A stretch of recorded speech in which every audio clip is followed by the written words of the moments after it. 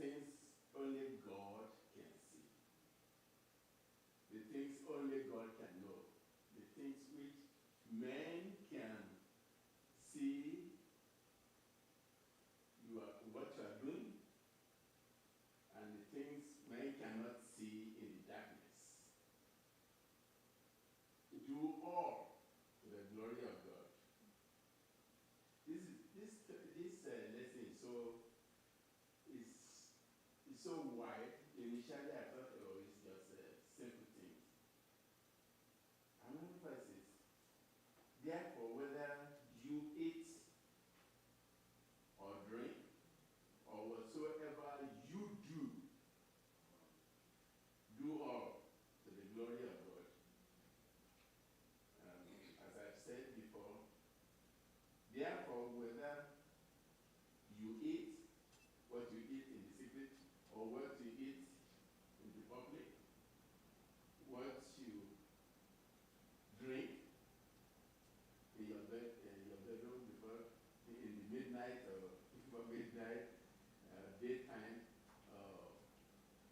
in the school or in the church or in your private home, in your kitchen, the one you sneak in. Yeah. Yeah. And whatever you do is so wide. You know, sometimes we do things. So what we do. And what we don't do. What we do that people sees you and honor you.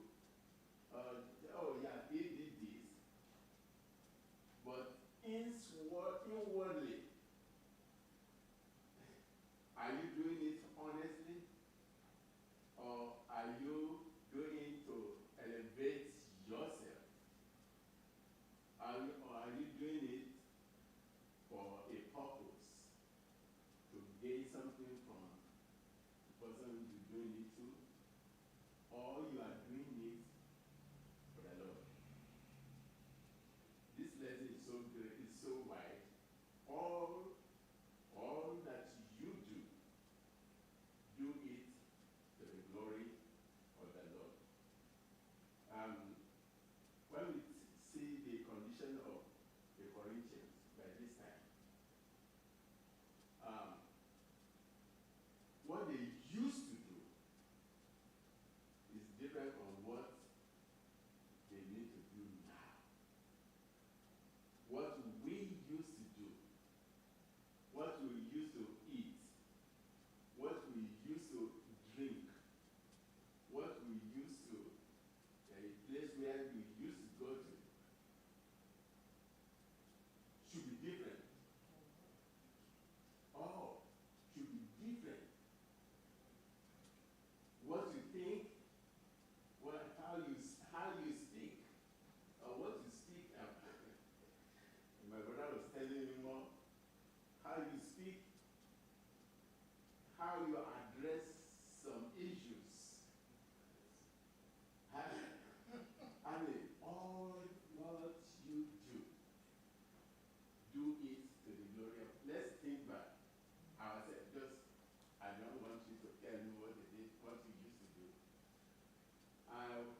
Let's look back how the Lord brought us, where we used to be, and how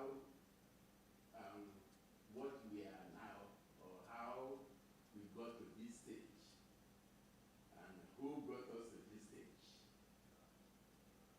It's only God that changes us. Some of us are, when I always admire people who always come openly telling the whole church what they used to do and how they are now. They are not boasting, but they are encouraging other people that they too can change. There's nothing impossible for the Lord. For example, I wasn't born a Christian. My father was an ardent Muslim. But my mother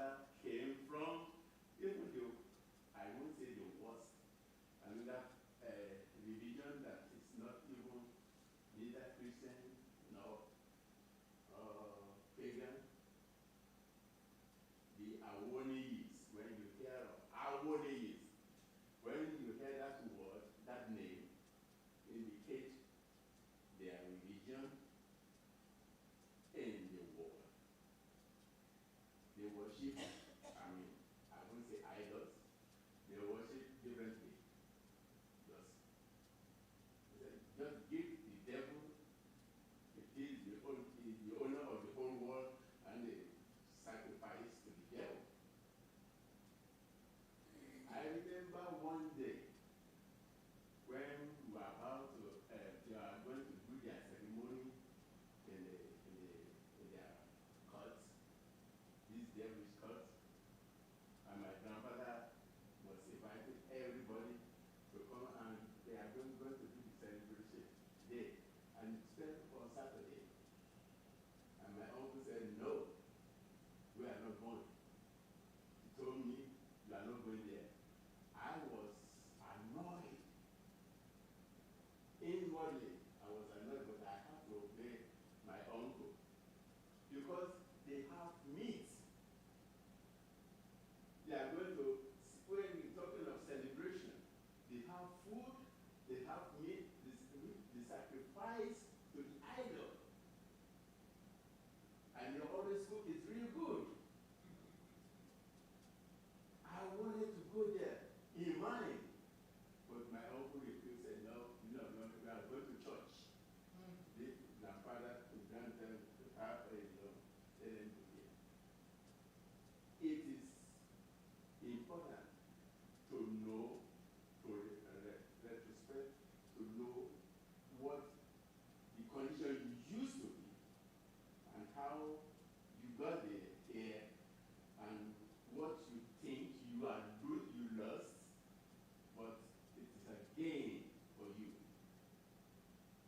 Gain of eternal life. Gain of eternal life. All what you do it to the glory of God. When you're talking about what you use to, the relationship, the living relationship in those days are quite different from what God approved. When you're talking about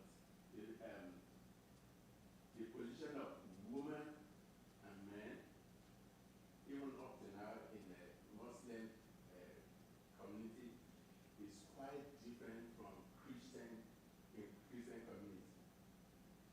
In Muslim community, you have to surrender, a woman has to surrender completely under the umbrella of the husband.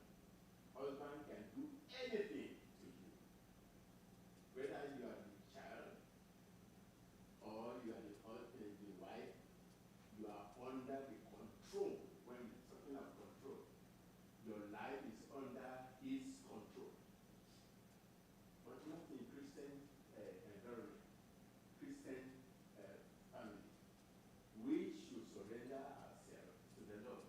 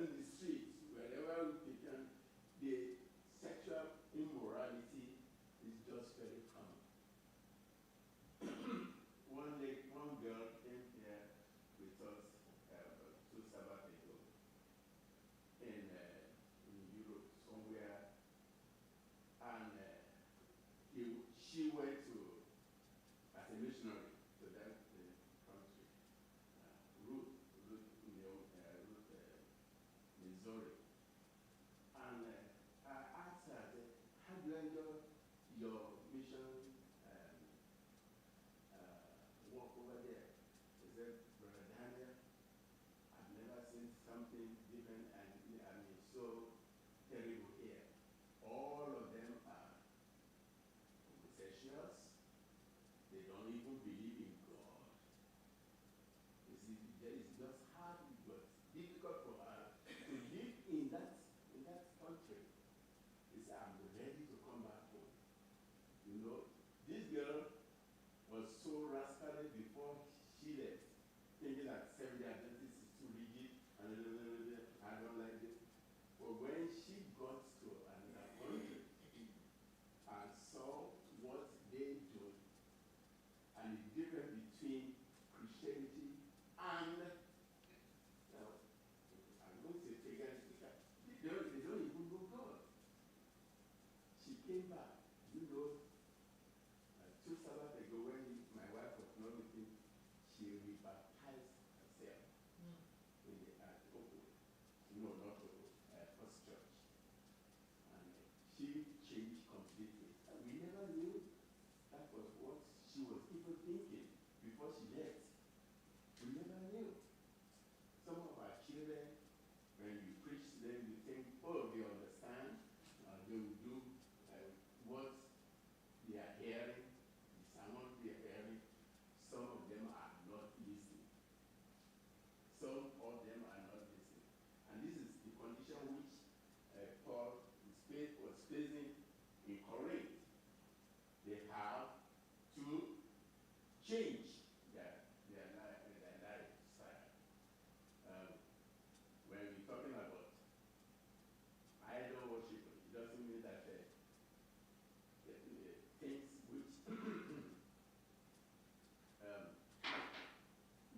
it may not be an image you can see, like the one in the church, in the Catholic churches, where you have, before you go into the church, you pay an homage to the image.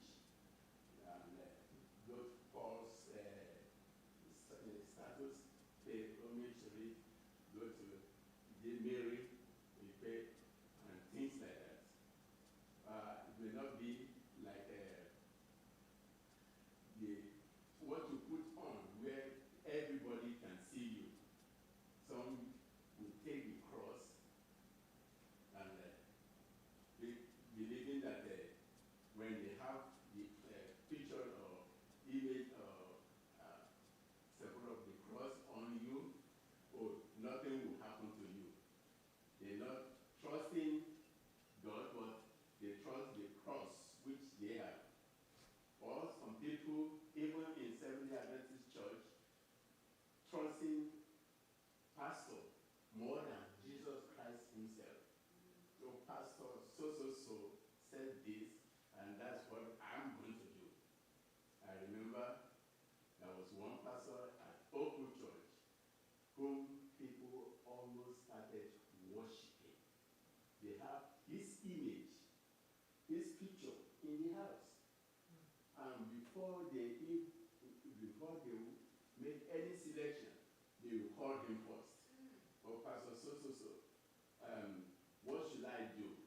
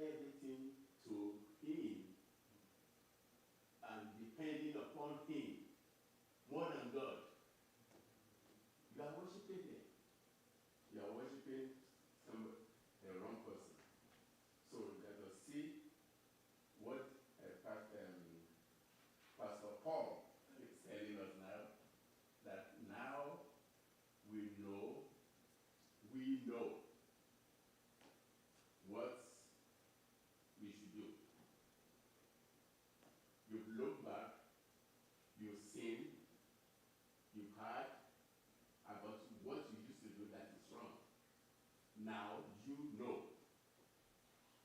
What are you going to do? Are you going to make a change? We have a knowledge of what God can do.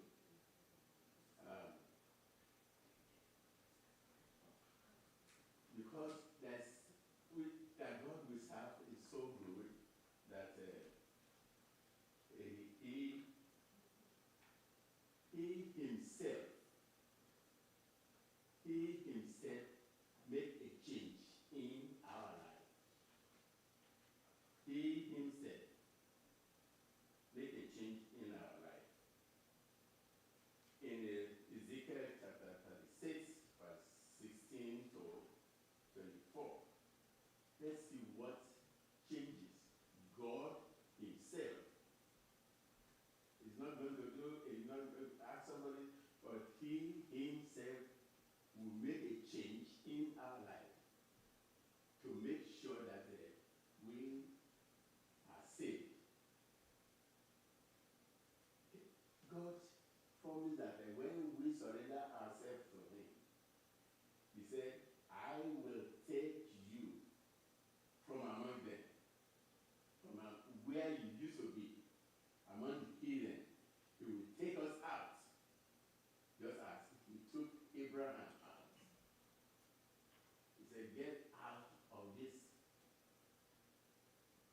among, I will show you a place, a better place, just like Abraham, and bring you on to your own land, to a place where you enjoy it.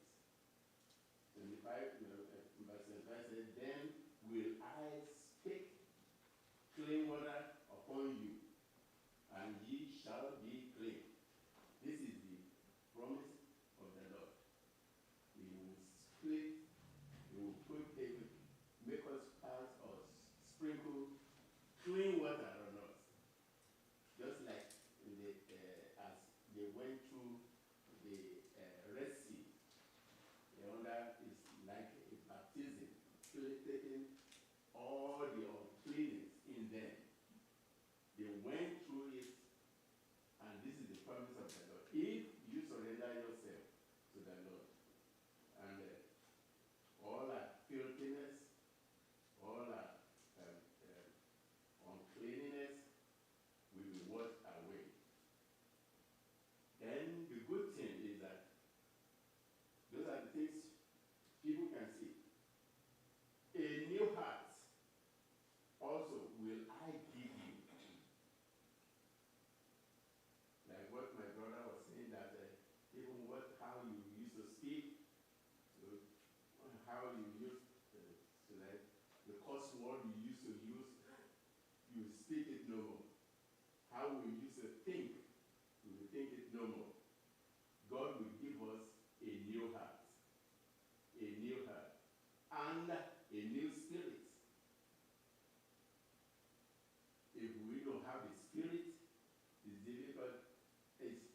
Possibly we go back to our old, their old coming, to where we used to be. But God promised us that he will give us a new heart and a new spirit, the energy to continue. And I will be with you always, even to the end of the world. I will take away the stony heart. Some of us are very stubborn. Even though when you know the right thing to do, you still insist to do that wrong thing you are doing. But that Lord promised that he will give us a new heart and a new spirit, and he will take away the stony heart out of your flesh. I will give you a heart of flesh. I will put my spirit within you. This is the promise of the Lord. This is the promise of the Lord. He can change us completely. He can change us completely. And cause you to walk in my standard, to stay in the ark of safety. You want to jump out? No. You have to wait.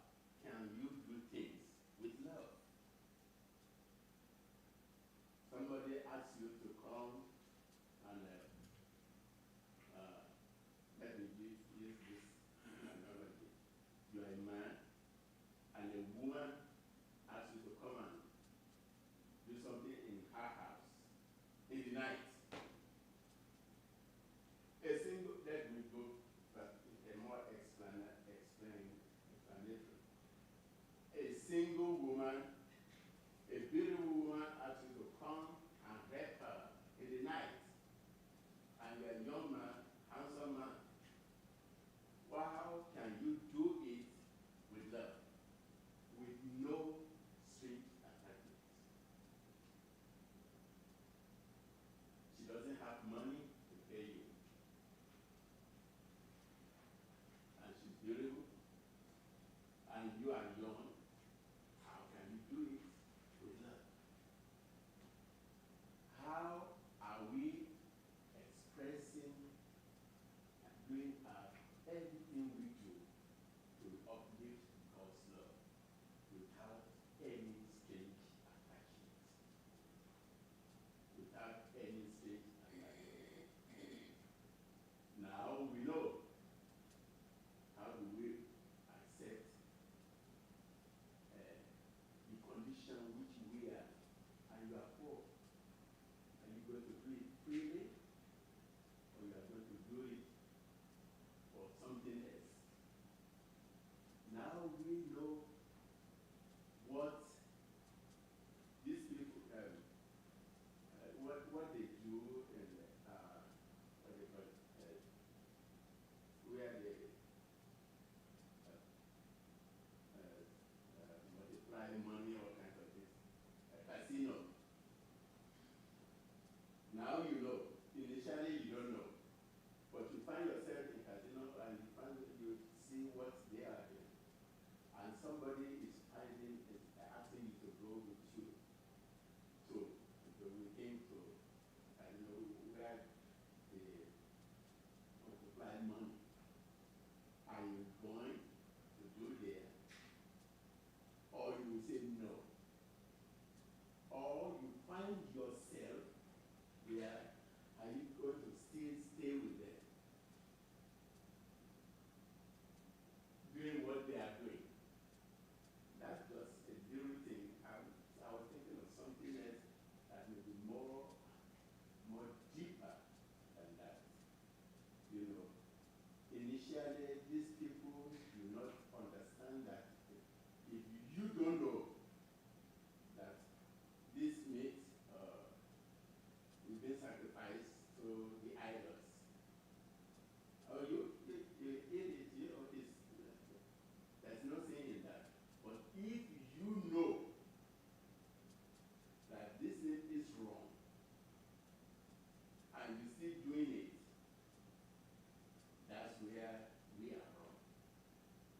That's where that's what the Lord is telling us here. Where we find ourselves in a situation where we don't even know the origin or the source, let us get away quickly from it. Quickly away from it. Offering meat to idols, you think it's just nothing, but you are paying homage, you are thinking that this, you don't know it, but there's no evil in it. There's no danger in it. I remember one of our missionaries in those days. The children do not know that they never seen a snake before. So they went to they were playing on the field, and they saw this snake, and they took the snake. Yes, and began to draw it. But the daddy, right? This is Seventh-day Adventist people at Eden. Daddy, hey, we got something. Come on, look. I mean, they were playing this, and this was a poisonous snake. This is poisonous snake. And they pulled the snake to Daddy. Daddy saw it and said, what? So Daddy took up a stick and killed the snake. When you don't know evil, the Lord saves you. It is important for you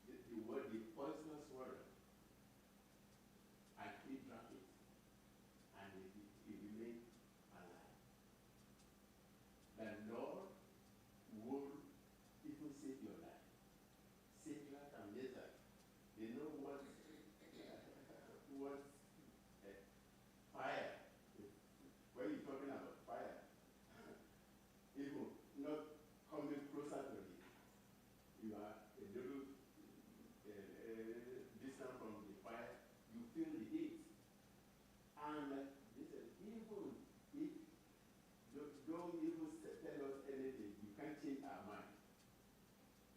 We are not going to bow down. When you stand for the Lord, when you stand for the Lord, when you know the Lord will save you. But in time of ignorance, Lord, I mean, we put your sins away. That Lord blesses you when you don't know it and you did it. That Lord forgives. But when you know it, do not tempt the devil. Do not tempt the devil. You know somebody can steal. Don't put your things where he can see it. If you know somebody is lost women, don't leave your girls with him and go on vacation. If you know somebody do not like your children or the people around you, don't raise his temper. Don't do something that will aggravate him or cause anything, a devilish thing to yourself or to your children. When we know, because remember that God also knows better. He knows what we are doing. So we have to do everything with selfless love, with no strange attachment. We should give ourselves wholly to what we are doing.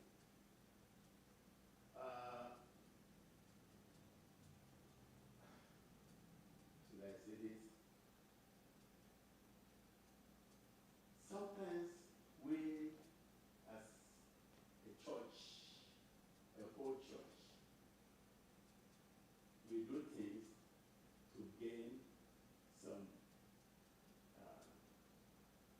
for our own gain.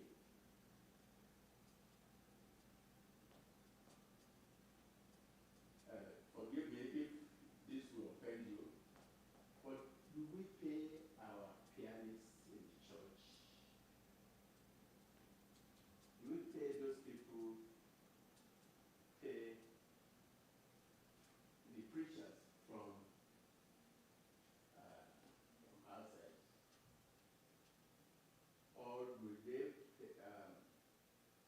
play or do something for us, preach to us with no money,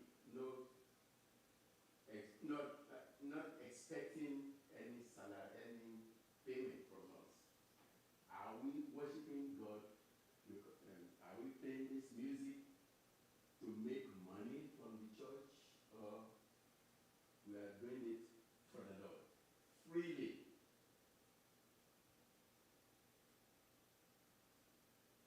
That's what I told you. Please forgive me if I'm offending you. Pay somebody on Saturday to work for the Lord, I don't think that's appropriate. Everything we do, we should do it with love. We should be eager to do it. We should be happy to do it freely. Paul was not expecting any money from the congregation. Paul was a tent maker. He made money from himself. I'm not pastor. Our pastor is not here. He made one statement. He went. We sent somebody. So another church invited him to come and preach, and he said, "Oh, they gave him some money after preaching." He put it back in the envelope. This Pastor Bailey, he put it back in the envelope and wrote and sent it back to them. I don't need your money. Whatever we do, we should do it with love. with love, with no strange attachment, not for our own gain. No. Know how to play guitar, play it with love. Know how to sing. And I've seen some people singing and they will give him money or her money because he comes to sing for us. Let's do whatever we do. Let's do it with love. Yeah. We have to learn on where we used to be. What used to happen to us in the past and what is happening to us now. We should have a lesson in everything that we do. And that's why it's important for us to come to church to listen to sermon every day. Partly what we are doing in secret, where nobody sees you, or what you are thinking is wrong. But when we hear the sermon, it changes our mind and our relationship with the Lord, with our relationship with other people around us. What have you learned from the past?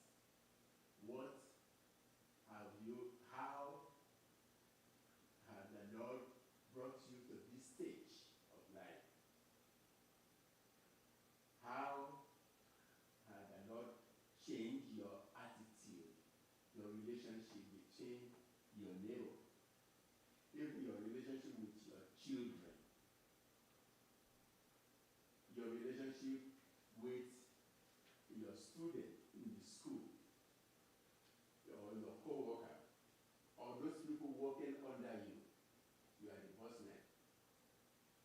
How has, because of your relationship with God now, how has He changed your relationship with them? You still love them more, or you still remain, your heart is still hardened, you still remain stubborn, you don't want to change? This lesson is very important for us. Next time we can go back and study more about this. That the Lord wants us to change completely and to learn from their past. Don't go into the pit. Initially, you fell into that pit. The dog will not even go and fall into that pit twice. What about human being? Who can see, who can think, who can talk? How do you fall into the same pit you fell to yesterday? How do you fall into the same temptation you fell to yesterday? How do you make the same mistake you made, and you say, yeah, God, please forgive me? And God will forgive you, but when we continue to repeat the same thing all the time, it is sin unto us. We purposely, some will harden their heart, purposely sin.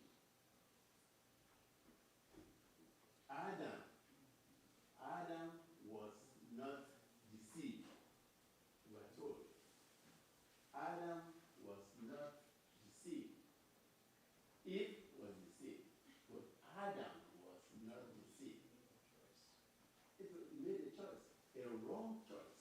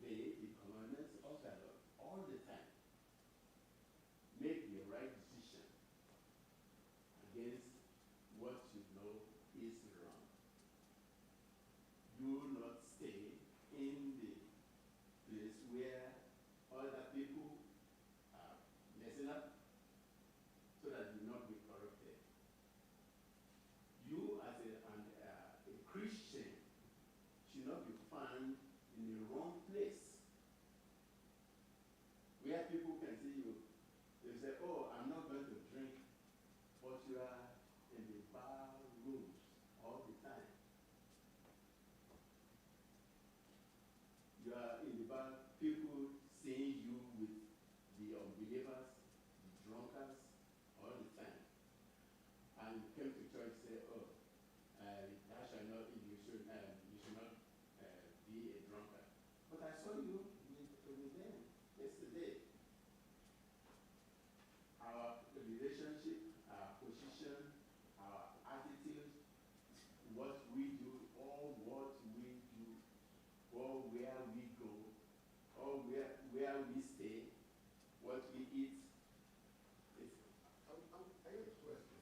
Yes. You just said, and I guess I'm a bit confused. You said that when you were with drunks, or I understand the club and all that, but you're hanging out with drunks. You know, I used to be an alcoholic.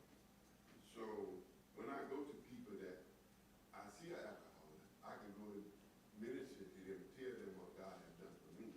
So when you say that, you have to put some emphasis, because it's not always true. That because you hang with people, be around those people, that you're socializing with them. Sometimes we can misunderstand what we see with our own eyes. I remember one day a friend of mine, before he passed away, he and I was asked to go to see this young man. And the young man was a drug addict. I used to be a drug addict. Used to sell drugs. So when I went there, my friend and I, we both had been through that road before.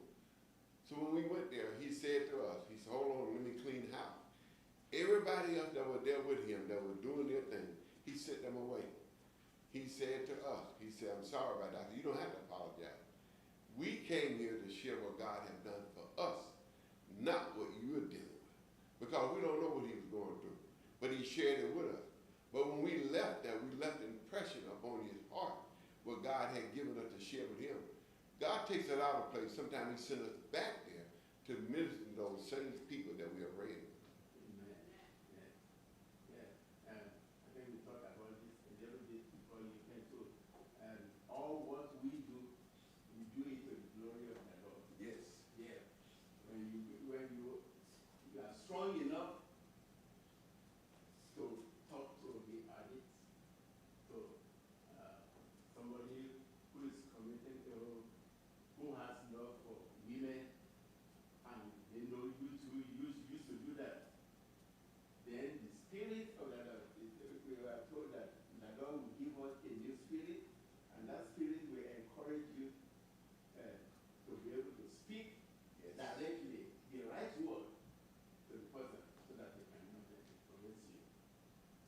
I need to ask this question. You was talking about, we should not pay anybody for playing the piano.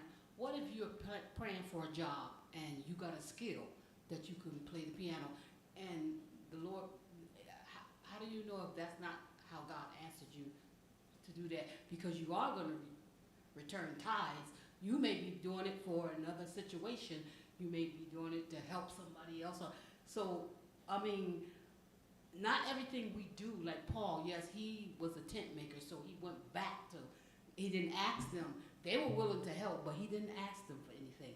But if you're praying for a job and you got a skill of playing the piano and God may be using you, it's between you and God what you have to ask. Lord, this is what you want me to do. You're not, you said we should not pay anybody for, how do you answer that one? Because it could be you prayed for a job.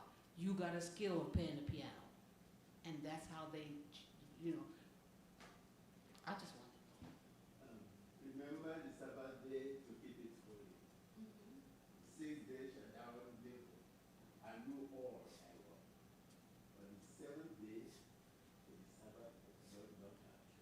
In it thou shalt not do any work. A work that will give you money. It's not only Pastor works and Sabbath. What's the difference? The pastor works and Sabbath. pastor works on Sabbath. That's priests who do not, who have no other job, who do not have any other job. But that's what Sister Williams was referring to, I Yes. guess. But you are not a pastor. That person might not have had another job and they're Right. looking for a job.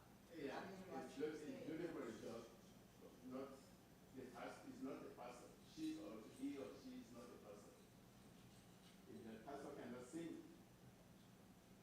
and that is he the only one that can sing? They have to pay money to, in church, in the whole church. That's what initially I told the congregation, please, I'm just saying this.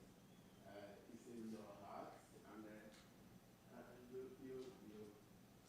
according to how the Spirit explains it to you. If you say it's all right for you, it's not me. I don't know it. That's where the idol and the things which men cannot see. If you are doing it for the Lord, feel it for the Lord. I would like to come and sing at a wedding, even if it's not in the church, even outside, with no money, no strength, no attachment, not for my gain, but for the Lord. I can come and pray. Some people will even, for praying for you, they need money. They will pay the pastor to come and pray for them. Yes. Go to Catholic Church. Some church, no any mention any denomination. Go to some denomination. Before you need prayer, you put money down. We pray for you. My first salary in high school when I was teaching, my relatives, my uncles, they sent message to me that I should bring my first salary to them to pray for me. And I told them, though I was a little bit stubborn, and I told them, I said, no, I'm not bringing my salary to you. Look, the Lord gave me this job, the Lord paid this, and gave me this money, and I'm giving it to my Lord. Even my mother, who was not an Adventist before that, by that time, all our first harvest in our farm, how big it was, my mother told me that we are not going to eat it, we are going to distribute it to people, give it away. She had that spirit with love. Whatever you do it to the glory of the Lord. Whatever you do. Sometimes you think, oh, we are the best person. Seventh Adventist is the best person in the world. No. We are all sinners. Yes, we are. We are all sinners. And we need to look back and see what is wrong with us. Each one of us. I don't know what you are thinking of, but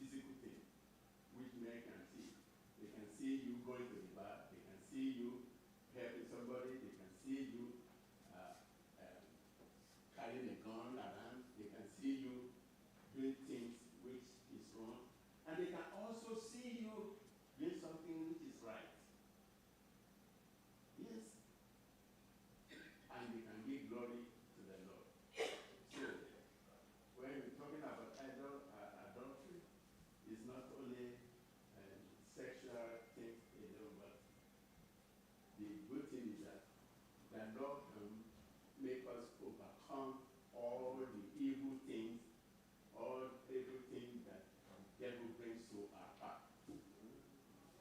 Or Yes, he can. he can give us, he will, not he can, he will give us a new heart. A new heart. Not only a heart, no, he will give us a new spirit Yes. to carry on. A new spirit. He promised it. And he give us, and you change our heart, our stony heart, to flesh. This is the promises of the Lord. He will. And he will change it and make us walk to be able to keep the commandments of the Lord. To keep his commandment. That Lord will give us the spirit. Sometimes we are afraid, we don't want to offend somebody, but the Lord will give us the spirit to be able to correct the person. Private is in a high position to our eyes.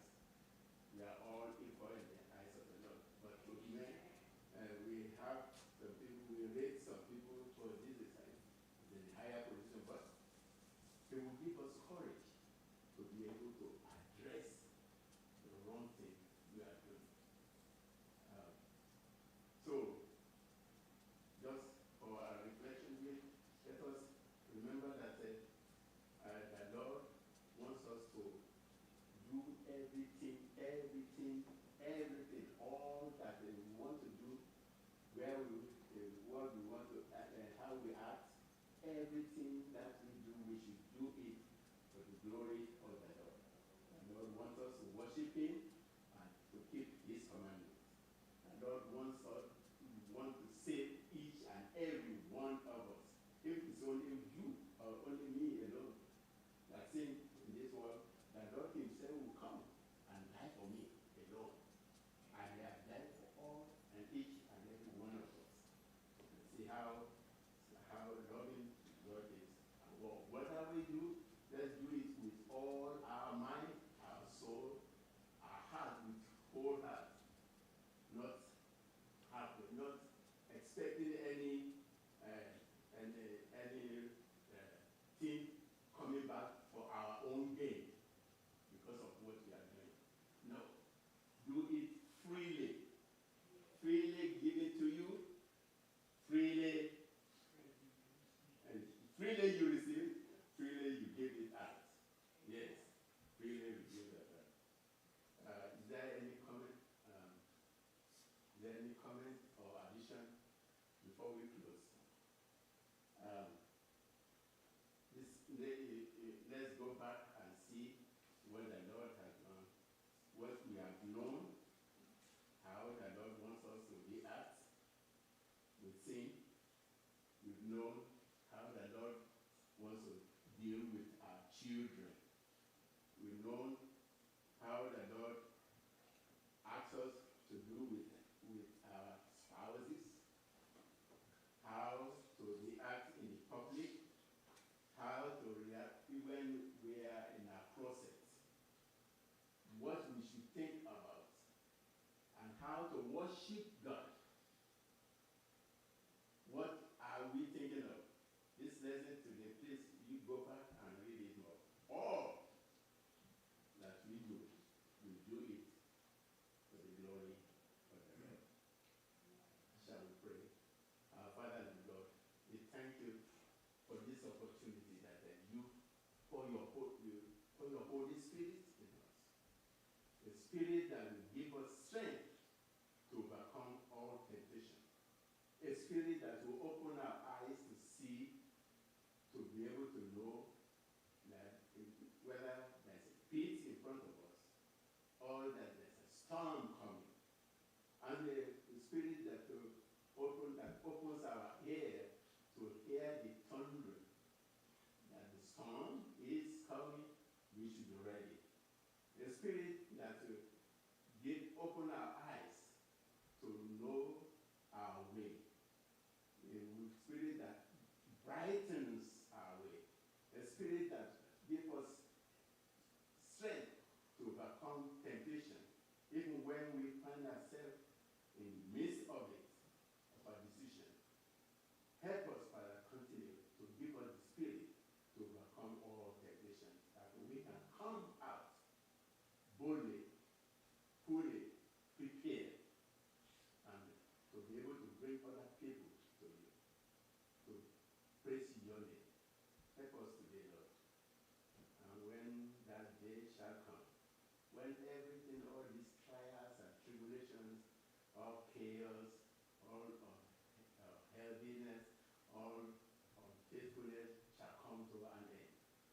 we see you and rejoice, and go with you where we shall never part. May this be our experience. Father, we ask in Jesus' name. Amen.